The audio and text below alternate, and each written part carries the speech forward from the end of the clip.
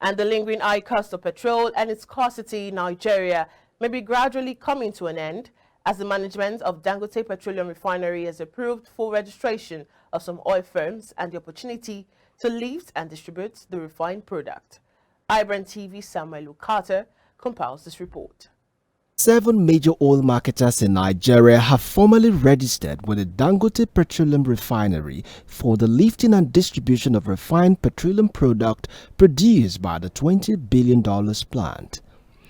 Dealers under the IG of the Major Oil Marketers Association of Nigeria confirmed this development on Sunday that with the registration, they would commence the distribution of fuel produced from the facility once the commercial terms are sorted.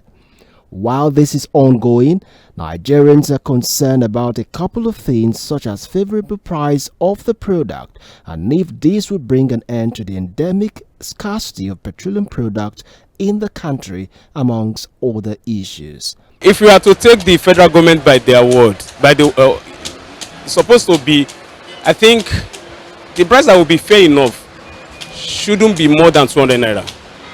That will be fair enough. Because people have already endured for about 6 months.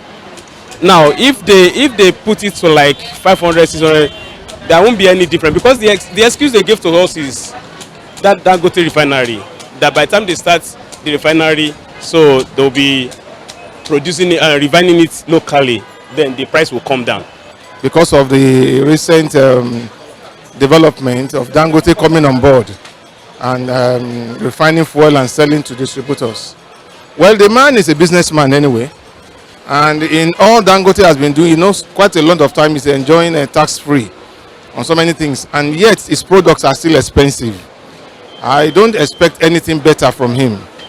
But at least to Nigerians, if our government can actually regulate or put their foot down on it, well, with what's ongoing now, at least if you have it about 300, 350, at least I think it will still be okay.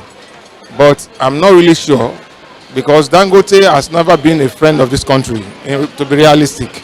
Dangote is the only refinery now that is producing.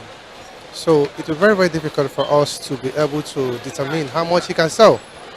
We may not be able to decide how much he can sell because there is no competition yet. And any business person should be able to sell according to how you buy. He must have bought the oil, the crude, either from Nigerian government or from any other source by which he must have sourced his raw material. He will also incur other expenses in refining it. So that should determine how he will sell. If he has the interest of Nigerians at heart, I believe he will do something better for Nigerians. He's an investor. He has spent so much money, billions of dollars. You don't expect him to run at a loss. It will be determined by forces of market forces. Maybe 400, maybe 3 something, as it is right now. Some Nigerians welcomed the development and expressed appreciation, noting that the government has failed in its responsibility to own a refinery, while others said that the government should give such opportunities to other interested Nigerian investors.